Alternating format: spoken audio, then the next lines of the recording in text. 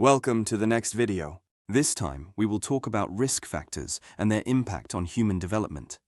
If you haven't seen the previous videos, please watch them as well to get a more complete picture of resilience. In our videos, we discuss topics that can help you better understand the difficulties you face in your life and deal with them more effectively. Risk factors are individual characteristics and/or environmental influences that increase a child's vulnerability and the likelihood of negative outcomes. They increase the possibility of more serious conditions developing and existing problems persisting.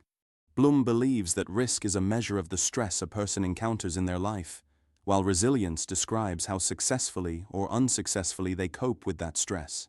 By definition, a risk factor is a variable that predicts early school failure and, in some cases, can be linked to the development and persistence of learning, emotional, or social difficulties. Vulnerability is the opposite of resilience. If a child is particularly susceptible to adverse living conditions, easily develops psychological disorders, illnesses, or behavioral problems, then we can speak of the child's vulnerability. Emmy Werner's longitudinal study in Hawaii, which began in 1955 and lasted until the subjects reached age 40, was highly significant for risk factors. 1/3 of the 837-member cohort experienced moderate to severe perinatal stress, grew up in chronic poverty, and had parents with little or no formal education. Werner and her colleagues initially identified a high-risk sample, which they defined as 1/3 of the children. Nevertheless, 1/3 of this subgroup became competent, confident, and caring young adults despite exposure to multiple risks. The impact of risk.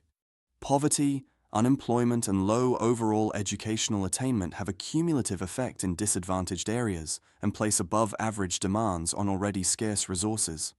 The socio-economic and demographic situation of the family environment can best be characterized using a risk index. The risk index is based on the simultaneous consideration and measurement of several factors.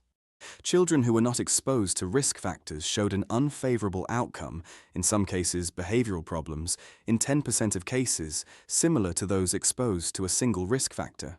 Those exposed to 4 or more risk factors showed behavioral problems in 50% of cases. The risk therefore proved to be cumulative. Thank you for watching the video.